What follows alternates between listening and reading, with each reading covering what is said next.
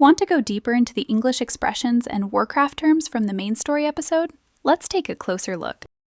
Nomadic, meaning moving from place to place instead of living permanently in one location. Example: the nomadic family moved their camp whenever their animals needed fresh grass. Bovine, meaning relating to cattle and similar animals, such as bison, buffalo, and yak, or having their physical characteristics. Example: the farm was home to several large bovine animals. Hunting and foraging, meaning finding food by hunting animals and gathering wild plants, fruit, or other natural food. Example: before farming began, many communities survived by hunting and foraging.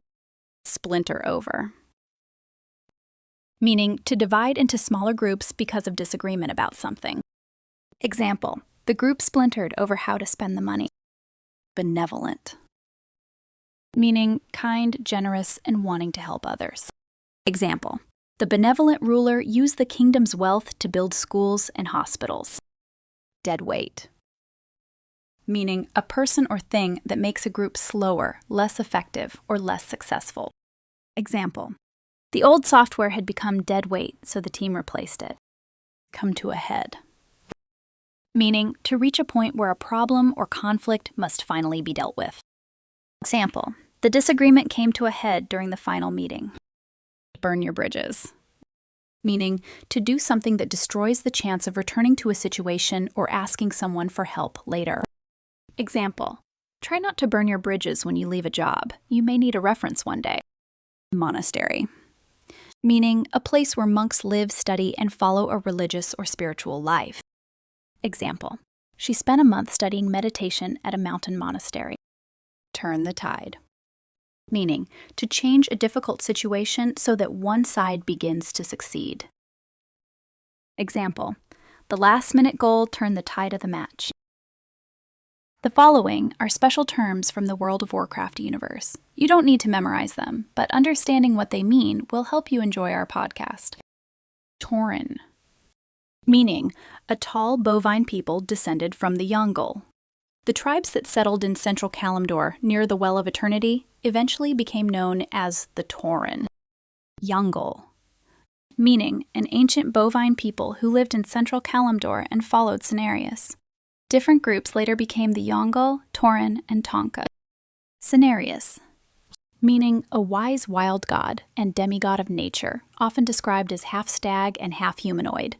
He guided the Yongle and later taught some of their descendants druidic magic.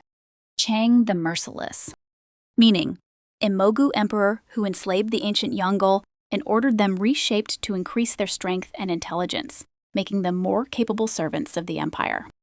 Flesh Shapers, meaning Mogu specialists who used flesh-shaping magic to alter living bodies, enhancing existing creatures or transforming them into entirely new forms for the empire. Tonka, meaning a northern branch of the ancient Yongle that adapted to the frozen lands near the storm peaks and became a distinct people under the influence of nearby Titan-forged machinery. Grummels, meaning small, resilient people created by the Mogu through the engine of Nalaksha. They became known for trade, communication, and carrying goods across Pandaria.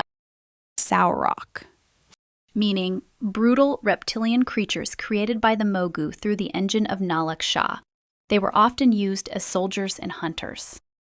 Lorewalker, meaning a Pandaren keeper of history who preserves wisdom through stories. Lorewalkers also help settle conflicts by using tales and parables to guide people toward understanding. Lao Fei, meaning the final Mogu emperor, known as the Slave Binder for his brutal rule over enslaved peoples. He was defeated and killed by Kang during the Pandaren Revolution.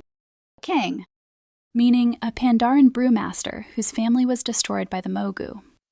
He developed the way of the monk, led the rebellion against the Mogu, and died after defeating Lao Fei.